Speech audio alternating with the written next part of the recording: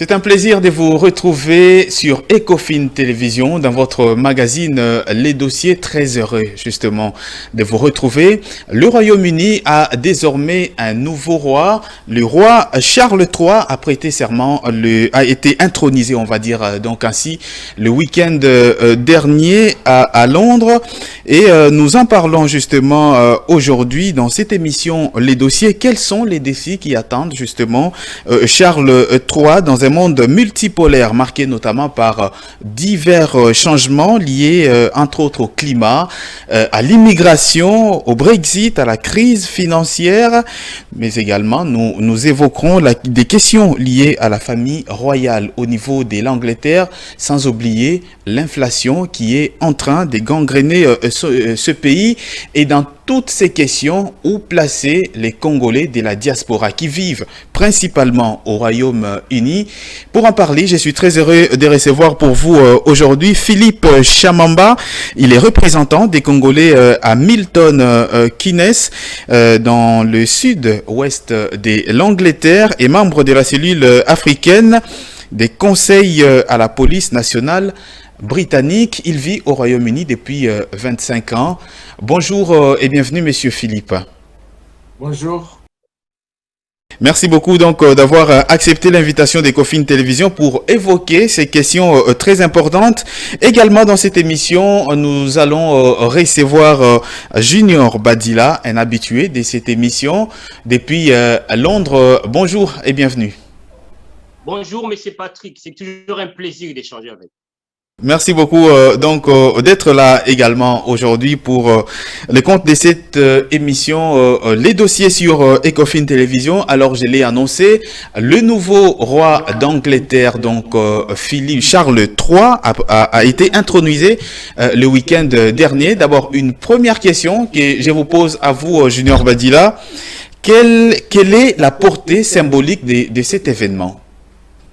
Ça a une portée historique. D'abord, le Royaume-Uni est parmi les rares royaumes jusque-là populaires, l'expression.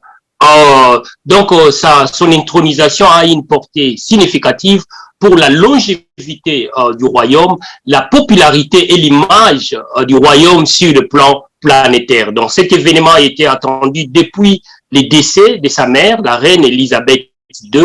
Alors, l'opinion publique internationale attendait cette intronisation depuis longtemps. Et vous vous souvenez encore, il y a cela avant le décès de la reine Elisabeth II, il y a eu pas mal de rumeurs selon lesquelles le roi Charles III, aujourd'hui, à l'époque prince, ne serait pas intronisé. Donc, ça serait son fils William qui serait intronisé. Donc, l'opinion nationale et internationale attendait cette intronisation. Donc, ça a une portée historique très importante pour la survie du royaume. Une portée historique très importante. Philippe Chamamba, vous partagez le même avis? Oui. S'il faut se rappeler que la reine qui vient de nous quitter il n'y a pas longtemps, elle a fait 70 ans au pouvoir. Elle a été intronisée à l'âge de 24 ans et elle nous a quittés à l'âge, je pense, de 94 ans.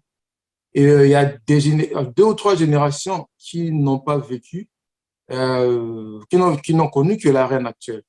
Et voir un nouveau roi à la tête du pays, à la tête des Grande-Bretagne et Commonwealth. Puis il faut savoir, Commonwealth, c'est quand même 56 pays.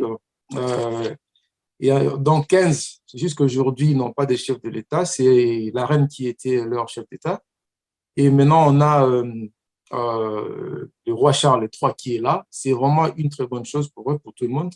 Et je pense que c'est vraiment très intéressant comme événement. Ouais, moi, je suis de même avis avec Julien. Oui. Très bien. Alors, je vous garde pour cette autre question. Je l'ai dit dans l'introduction, plusieurs défis attendent donc le nouveau roi britannique, le roi Charles III. Comment va-t-il s'y prendre selon vous? Mais avant d'en arriver à cette question, quelle est la portée exacte et réelle du pouvoir d'un roi britannique quand on sait que le Royaume-Uni est gouverné au quotidien par un premier ministre et un gouvernement? Je dirais, vas-y, Junior. je dirais le roi a un pouvoir soft power, comme on dit, soft power. Les régimes politique en Angleterre est parlementaire. Donc, le roi a juste un pouvoir symbolique des garants de l'unité du royaume et l'unité, la paix. D'ailleurs, ça a été à plusieurs reprises pendant la cérémonie d'intronisation. Il a soft power, c'est-à-dire rien qu'un pouvoir d'union, de paix, garant de l'unité, de l'harmonie de peuple du Royaume-Uni et de Commonwealth. Donc, il n'exerce pas un pouvoir politique. C'est juste un soft power, un pouvoir d'influence, d'opinion, pardon, des conseils, des garants et de l'unité du Royaume et du Commonwealth. Et Philippe Chamamba, vous pensez également la même chose? Je disais donc le roi d'Angleterre aujourd'hui, mais on sait quand même également lorsqu'il y a eu des blocages, notamment dans la formation des différents gouvernements au niveau du Royaume-Uni, on a eu à faire recours à la reine d'Angleterre à un certain moment. Oui, c'est vrai. Bon, ici en Angleterre, au Royaume-Uni, comme on dit, le gouvernement est élu par la population. Et c'est la reine qui était là. Aujourd'hui, c'est le roi qui a le dernier mot, qui va mettre le gouvernement en place. C'est pour cela que chaque fois que la reine parlait, elle disait « my government », ce qui veut dire « mon gouvernement fera ceci, cela ». C'est la Constitution. Donc, la reine avait un rôle, un grand rôle à jouer, puisque si la reine ne met pas ce gouvernement en place, il ne sera pas là. Donc, elle avait un rôle qui n'était pas politique, mais c'était elle qui est le head of state, comme on dit, donc le chef de l'État.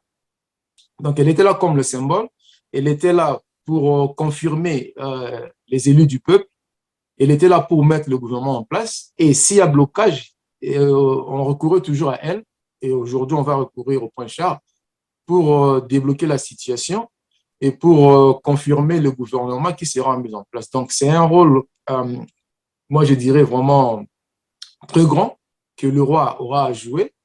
Et c'est un rôle qui, pour moi, comme le roi va jouer ce rôle-là de Commonwealth Head of State, et donc, il est là et c'est vraiment un grand rôle qu'il va jouer, excusez-moi de répétition. Donc, en fait, c'est ça. Je suis d'accord avec ça. Tout à fait. Donc c'est un grand rôle que le roi joue. Junior Badila, vous voulez ajouter quelque chose? Oui, tout à fait. Dans la même ligne que M. Philippe Chamamba, les rois n'a pas de pouvoir. Il leur dit ici, il n'exerce pas des décisions politiques, mais il intervient comme sa mère Elisabeth II. Elle intervient en cas d'exception, quand il y a peut-être la démission du gouvernement et puis l'annonce de la formation d'un autre gouvernement. La reine le faisait, les rois aussi vont le faire, c'est-à-dire la reine recevait la démission. C'est à elle d'accepter ou non la démission d'un premier ministre ou d'un gouvernement. Et aussi en cas de nomination d'un autre gouvernement, les rois, la reine recevaient les gouvernements, les nouveaux, l'entrant et les sortants. D'ailleurs, il y a une scène un peu qui s'est produite il y a de cela quelques jours, quelques mois, quand le premier ministre Rishi Sunak a été nommé. Donc, les deux, les sortants et l'entrant. L'entrant, c'était la première ministre sortant. Alors, au moment où l'avion de la première ministre... C'était Liz Truss, ouais. Liz Truss, oui, voilà. Merci, M. Philippe. Au moment où... Donc, les deux avions sont arrivés au même moment. Donc, il y avait l'avion de Liz Truss qui atterrissait au même moment, et puis l'arrivée à la même aéroport du premier ministre entrant, Rishi Sunak. Donc, Rishi Sunak attendait la sortie de Liz Truss qui venait déposer sa démission auprès du roi qui a été intronisé. À l'époque, il était roi, il n'était pas encore intronisé, le roi Charles. Et au même moment où Liz Truss sortait, Rishi Sunak entrait pour venir déposer son gouvernement, demander l'accord, même l'accord de façon est un peu ordinaire, l'accord du roi pour la formation d'un nouveau gouvernement. Donc, les rois n'exercent pas, selon la Constitution, la Grande-Bretagne n'a pas de Constitution, mais les us et coutumes, c'est-à-dire la tradition monarchique, les rois n'exercent aucun pouvoir, mais il intervient en cas d'exception. On l'a vu aussi pendant le Brexit. Donc, quand les oui l'ont apporté pour que les Royaumes-Unis puissent sortir de l'Union européenne. Alors, les gouvernements à l'époque, c'était David Cameron, est allé effectivement informer la reine de la décision du référendum où le peuple britannique avait accepté, avait opté pour la sortie de l'Union européenne. Et la reine n'avait rien de chose à faire. Elle n'avait que accepté. On se souvient encore. Ça veut dire qu'en quelque sorte, le roi britannique, tout ce qui se passe dans le monde politique, si on lui en informe, lui n'a qu'à prendre aucun mot, aucun droit de veto en quelque sorte. Il n'a pas un droit de veto, il n'a qu'à accepter la décision du peuple ou la décision du gouvernement ou du Parlement. Donc, il n'a aucune décision. Mais par contre, ils ont aussi des avis privés, qu'ils appellent ça des avis privés ou personnels, qui pourraient faire partie aussi de certains agendas politiques. On se souvient, Philippe, vous vous souvenez encore, monsieur Philippe? Oui, je me souviens. Ouais, vous vous souvenez encore de l'accord des réfugiés où les rois, oui. à l'époque, le prince Philippe avait donné, il était concerné par rapport à cette décision. Oui, c'est le prince Charles qui a fait un peu de commentaires, puisque il y a le gouvernement qui veut renvoyer les réfugiés, les demandeurs d'asile venant de l'Europe vers le Rwanda. Et le prince Charles avait montré son mécontentement sur cette décision. Et c'était une décision politique. Et lui, il ne peut pas, à l'époque, il était encore prince Charles, et lui, il ne peut pas se mêler des histoires politiques. Et ça créait un petit tollé, et puis tous les journaux en avaient parlé, mais lui, il avait dit qu'il n'est pas d'accord avec ça, à cause des droits humains. Et la Grande-Bretagne est signataire du droit, de la charte des droits de l'homme, droits humains, on peut dire. Donc, il n'était pas d'accord avec, puisque c'est une décision politique, il ne peut pas se mêler de la politique. Et ça a créé ce que ça crée. Donc, c'est ça, oui. Justement, très bien.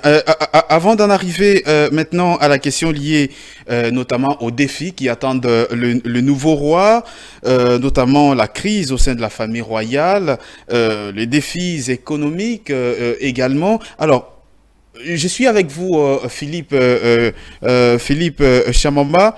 Dites-nous un peu quelle est l'origine de cette monarchie britannique qui règne sur le Royaume-Uni et d'autres terres depuis plusieurs siècles.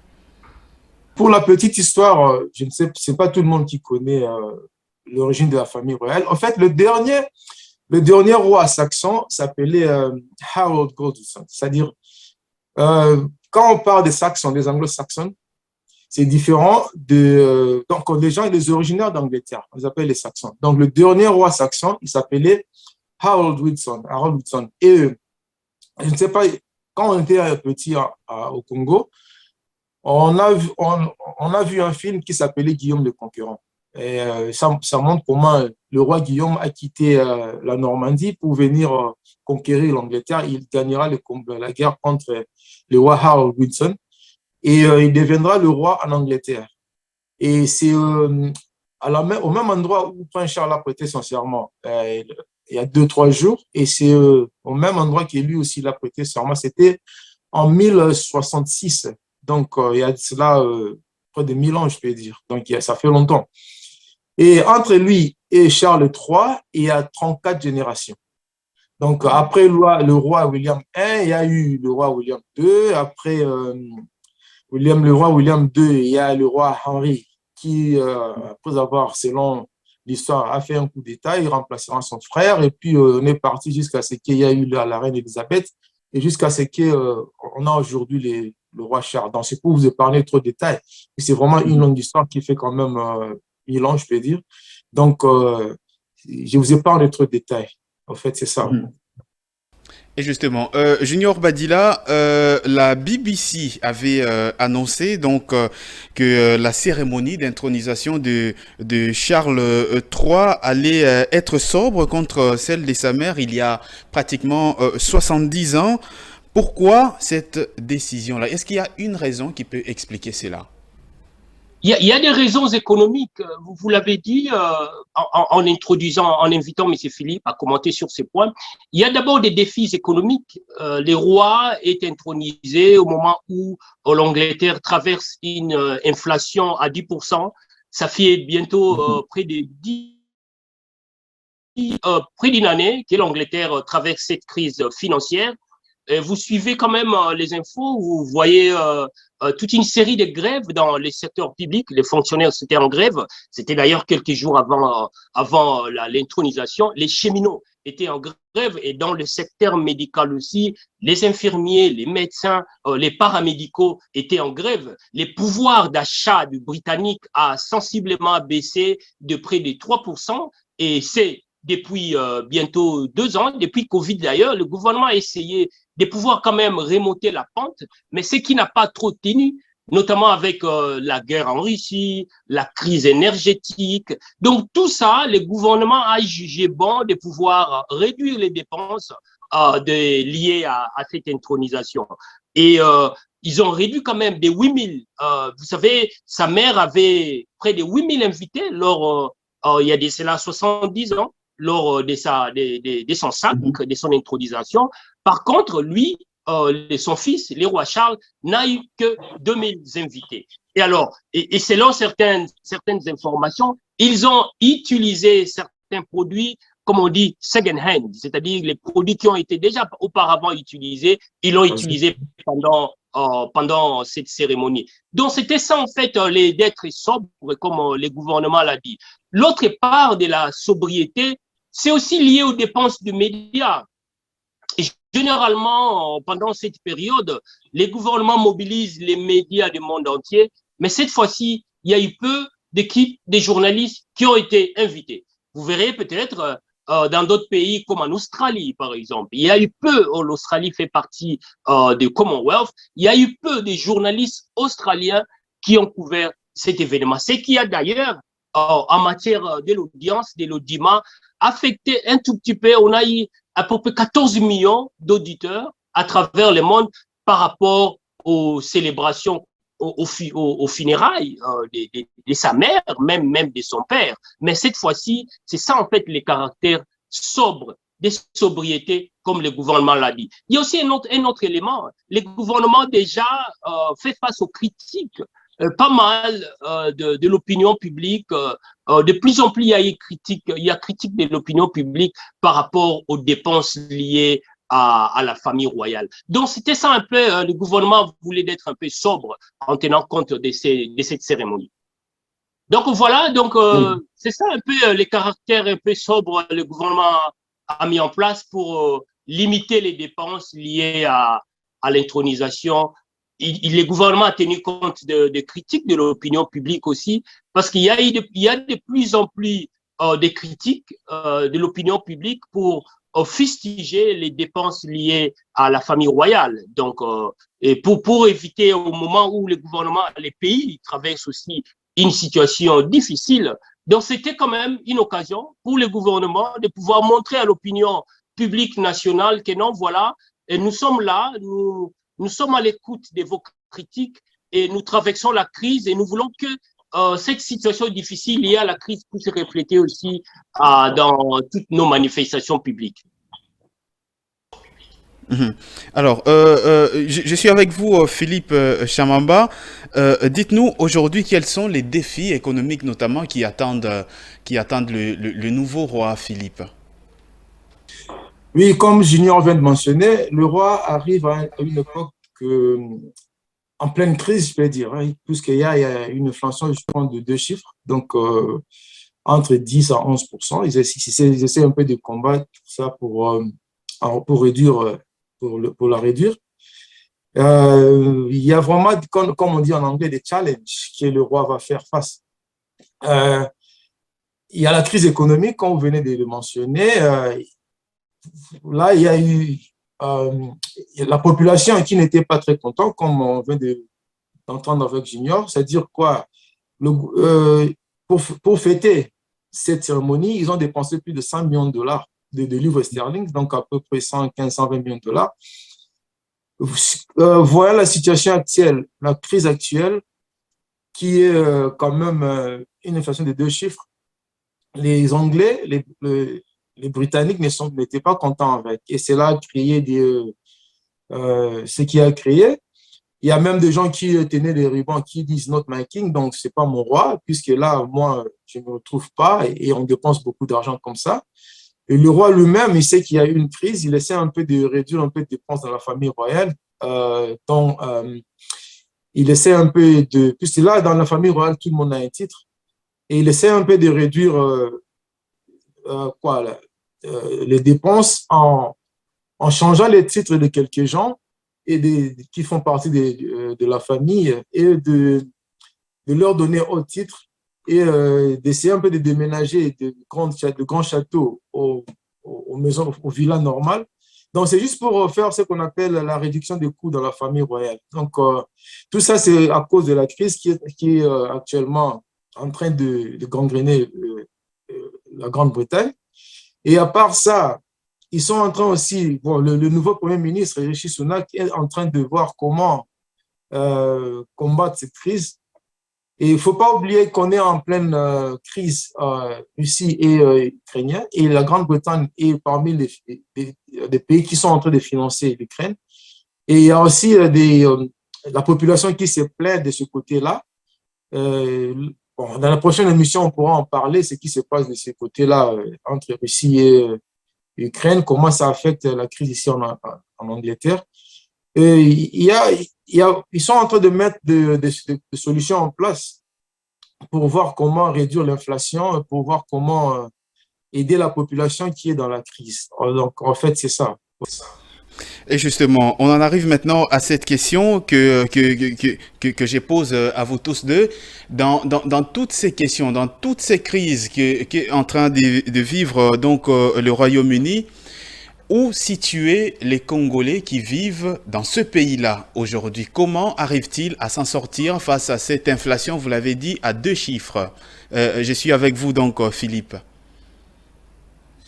Ouais, comme vous le savez, dans un pays, quand il y a crise, c'est tout le monde qui est affecté. Donc, les Congolais ne sont pas épargnés de cette crise. L'inflation affecte tous les paniers ménagers ici au Royaume-Uni.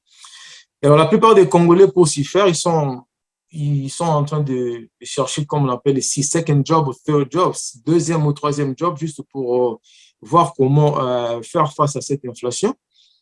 Moi-même qui vous parle ici, j'ai maintenant 2 boulots. Donc, je travaille comme analyste informaticien là où je suis. Et le week-end, j'ai aussi un autre boulot juste pour voir comment faire face à cette crise. Donc, la plupart des Congolais, 2, 3, 4 boulots. Comme j'ai dit à Junior, ce n'est pas comme la crise, c'est pas comme dans d'autres pays, des pays en sous-développés. Puisqu'il faut d'abord qu'il y ait des boulots pour en avoir 3e, 4e, 5e boulot. C'est seulement que l'inflation a fait que le pouvoir d'achat puisse diminuer. Mais en même temps, comme je dis, on est en train de chercher des solutions. Il y a eu, le mois passé, ils sont parvenus à réduire un peu l'inflation, je pense, à 0,2 ou 0,3%. Et ils ont dit d'ici fin de l'année, ça va réduire jusqu'à 5%, ce qui fera qu'on va passer des 10 ou 11% d'inflation à 6% d'inflation, ce qui est une bonne chose et ça va faire que nous, Congolais, nous puissions respirer un peu plus, que pour le moment, c'est un peu dur comme vous venez de mentionner. Donc, c'est ça. Donc, c'est un peu dur donc, comme réalité que vivent les Congolais en général. Junior Badila. Oui, évidemment, vous savez, la plupart des Congolais ici travaillent dans dans la protection sociale, dans les secteurs de la protection sociale, dans les secteurs de la santé et la santé publique. Alors, là, ce sont des domaines qui sont beaucoup plus affectés, où les salaires stagnent. Et alors, la majorité des Congolais qui sont dans cette industrie de la protection sociale, de la santé publique, et même de la production en général sont affectés par cette inflation, comme l'a dit M. Philippe, cette inflation à deux chiffres qui a réduit les pouvoirs d'achat. Et par conséquent, il y a des boulots, il y a des petites activités que les Congolais font pour pouvoir arrondir quand même les mois. Il y a aussi la réduction des frais envoyés à l'étranger. Vous savez, les Congolais de l'étranger ici au Royaume-Uni sont en Europe quand même les top 3 qui envoient de l'argent au Congo. Et vous savez, les Français, les Congolais qui sont en France, les Congolais qui sont en Belgique. Et en troisième lieu, ça, ce ne sont pas des statistiques officielles, hein, et ce ne sont que des estimations. Et en troisième lieu, il y a des Congolais du Royaume-Uni. Alors, la plupart dans nos réseaux, en échange, nous avons constaté que ces Congolais ont réduit leur transfert des fonds au Congo. Tous en étant à pouvoir quand même préserver leur vie d'ici. C'est un peu ça qui affecte cette inflation qui affecte les Congolais à ces niveaux. Donc, nous ne sommes pas étrangers à cette crise. Les Congolais du Royaume-Uni sont doublement affectés parce qu'ils sont dans cette fourchette-là de revenus moyens en général ici au Royaume-Uni. Donc, ce sont les revenus moyens ici au Royaume-Uni qui sont affectés par cette inflation. Donc, je disais, les Congolais du Royaume-Uni ne sont pas étranges à ces défis économiques. Donc, cette inflation à deux chiffres, comme l'a dit M. Philippe Chamamba, a stagné quand même les salaires d'ici. La plupart des Congolais qui sont ici, ils sont dans l'industrie, ils travaillent dans l'industrie de la protection sociale, dans la santé publique et dans la santé dans la santé en général. Ils sont dans des hôpitaux, tout ça, et dans la production, dans la chaîne de production aussi. Alors, là, ce sont des industries qui ont été, c'est-à-dire à revenu moyen, qui ont été beaucoup plus affectées par cette inflation à deux chiffres. Le gouvernement, d'ailleurs, est en train de mettre en place toute une batterie de mesures pour pouvoir assister les revenus qui sont affectés par cette inflation. Alors, les Congolais du Royaume-Uni, bon, ça, ce ne sont pas des statistiques officielles, mais dans nos réseaux, dans nos échanges, nous comprenons que la meilleure façon de faire face à cette crise, comme l'a dit M. Philippe Chamamba, c'est-à-dire chercher un second job, comme on dit, ou alors réduire nos envois à l'étranger. C'est-à-dire la manière à nous de pouvoir supporter nos familles au Congo dans des envois des fonds à travers Western Union ou autres réseaux, alors est affectée aussi. Donc, il y a moins d'envois à l'étranger afin que nous pouvons quand même rééquilibrer les paniers de nos ménages, faire face à cette crise. Et vous souviendrez, nous avons eu quand même à échanger sur ce point. Les Congolais du Royaume-Uni font partie des top 3 Congolais du Royaume-Uni qui font d'envois réguliers au Congo. Donc, il y a les Congolais de la France, du Royaume de la Belgique et du Royaume britannique. Donc, voilà comment les Congolais d'ici sont en train de faire face. Comment est-ce qu'ils ont célébré ou ils ont commémoré l'intronisation du roi Charles III sous cette crise.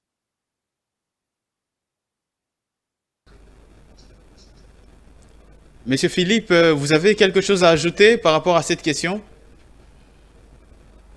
Non, c'est juste que, comme j'ai dit, hein, donc l'inflation, c'est au niveau national, ce n'est pas une personne. Les Anglais, les Congolais, tout le monde qui est ici est affecté par cette inflation. Il y a le gouvernement qui est en train de chercher des solutions. Comme j'ai dit, ils sont parvenus à réduire un peu des 0,5%. Et ils ont dit d'ici le mois de décembre, ça va, il y aura une réduction à 4 à 5%. Donc, c'est là où on est. Mais je voulais aussi mentionner, je ne sais pas si ça fait partie de notre programme d'aujourd'hui,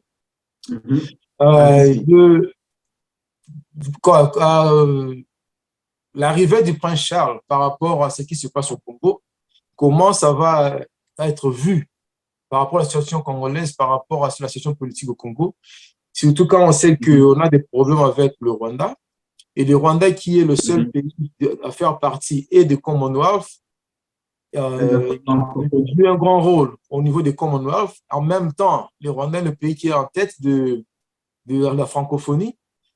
Alors, par rapport à l'arrivée du roi Charles, moi, je pense il y a un grand défi à faire là en tant que roi. Et comment il va se comporter par rapport à cette question? C'est ce que nous attendons tous savoir comment les choses vont aller avec cette nouvelle arrivée. Oui, c'est ça, c'est ce que moi je veux. Mais déjà le roi Charles, pendant qu'il était encore prince, vous l'avez évoqué, il était notamment contre cette décision du gouvernement britannique d'envoyer des migrants vers le Rwanda. Quand on sait que le Rwanda, c'est un petit territoire qui cherche aujourd'hui à conquérir même des terres congolaises. Donc on peut s'entendre à un certain changement des discours des Britanniques vis-à-vis du Rwanda. Ouais, j'espère, je pense que ça va aller de ce sens. Donc, nous, Congolais, on ne croise pas les bras, on continue avec la pression, puisqu'on veut que la paix règne chez nous. Et on va aussi voir, puisque ici, la Grande-Bretagne joue une très grande partie dans ce qui se passe au Congo. Et c'est quand même un pays qui fait partie du Conseil de sécurité. Et Charles, malgré qu'il ne se mêle pas de la politique, mais c'est son gouvernement qui est là et il a le dernier mot aussi. Je pense que les choses vont un peu bouger, puisque là, ça a stagné pour un bon moment. J'espère que ça va aller. Mais nous, Congolais, ne croisons pas les bras, continuons avec notre lutte, c'est ça. Ouais. Je vais aussi ajouter par rapport à ce que vous venez de dire. Vous vous souviendrez, M. Philippe, M. Patrick, le chef de l'État, Félix Tshisekedi, a été reçu l'année dernière ici par les rois, Charles III. Donc, toutes ces questions ont été évoquées lors de leur rencontre. Donc, nous espérons que avec son intronisation, tout ça, maintenant officiellement, et il y aura des choses sur l'agenda congolais au Royaume-Uni va obligatoirement changer par rapport à d'autres contacts aussi. L'Angleterre, le Royaume-Uni est parmi membres du Conseil de sécurité, vous l'avez souligné, et aussi sur le plan de l'écosystème, de la protection de l'écosystème congolais, les bassins du Congo, le Royaume-Uni est très impliqué. Et nous savons que cette crise dans la partie orientale de la République démocratique du Congo a affecté énormément l'écosystème congolais. Donc ça, ce sont des éléments, non seulement l'écosystème congolais, mais il y a aussi de la population, de les vies humaines. Il y a eu plus de 5 millions de Congolais qui ont perdu la vie à cause de cette crise. Donc ce sont des éléments qui, évidemment, qui va changer, bouleverser les paysages diplomatiques entre le Royaume-Uni et la République démocratique du Congo. Merci beaucoup, Junior Badila, pour tous ces éclairages, justement, à propos de cette question de l'intronisation du roi Charles III en Angleterre et ce qui pourrait advenir, justement, des relations entre ce pays et la RDC face au conflit que nous impose le Rwanda. Merci, Monsieur Patrick Lumbala. Mais je voulais ajouter un élément par rapport à la cérémonie religieuse.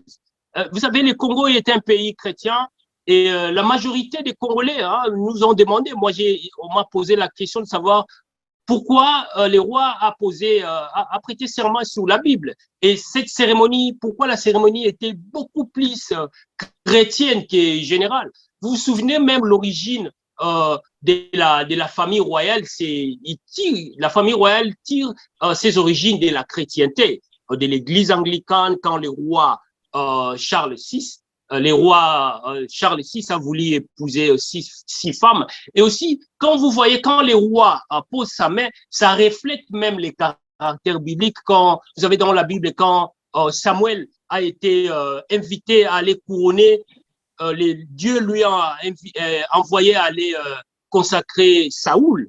Et c'est cette caractéristique-là que les royaumes britanniques jusqu'aujourd'hui tient compte. Et même cette Bible-là, c'est une Bible millénaire la Bible à laquelle le roi Charles III a posé la main, c'est une Bible millénaire qui date du XVIIIe siècle, selon certains commentateurs. Donc, le caractère a été beaucoup plus chrétien, même à un moment donné, quand l'archevêque de Canterbury, c'est-à-dire les représentants de l'église anglicane, lui a béni l'huile. Comme c'est l'huile, cette huile-là est venue de l'Israël. C'est pourquoi vous l'avez vu à un moment de la cérémonie, il s'était obligé de pouvoir l'encadrer pour que le public ne puisse pas voir cette cérémonie. En fait, c'était pour pouvoir le oindre l'huile sur sa poitrine. Alors, le monde entier ne pouvait pas voir la poitrine du roi. Il fallait, c'est-à-dire off-record cette partie. Donc, la cérémonie était beaucoup plus solennellement religieuse comme l'on croyait. Donc, c'était ça, en fait, le nœud même de la cérémonie, c'est-à-dire que ça puisse refléter un caractère purement religieux et chrétien. Et d'aucuns diraient aussi les premiers ministres qui est hindou, qui est asiatique, il a lu la Bible, quelques versets bibliques. Ça rentre dans le cadre de des us et coutumes. Donc, les premiers ministres, les chefs du gouvernement, lu la Bible, fait une lecture de la Bible juste pour introduire cette intronisation. Donc, ça a reflété un caractère purement chrétien. Merci beaucoup Junior Badila pour tous ces compléments. Nous sommes arrivés donc à la fin de cette émission pratiquement. Philippe Chamamba, merci à vous également d'avoir été des nôtres aujourd'hui. Oh, je vous remercie aussi de m'avoir invité à l'émission. C'est la première, mais j'espère que bientôt on va se revoir. Merci à tout le monde d'avoir suivi et merci pour leur attention. Ouais. Merci beaucoup. Donc, je rappelle que vous êtes représentant des Congolais à Milton Keynes, c'est dans le sud-ouest d'Angleterre, et vous êtes également membre de la cellule africaine des conseils à la police nationale britannique. Merci à vous deux, messieurs, d'avoir donc été avec nous aujourd'hui, et merci à vous également, chers téléspectateurs d'Ecofin Télévision. Nous sommes arrivés complètement à la fin de ce magazine. Je vous retrouve demain à la même heure pour un nouveau numéro de votre magazine.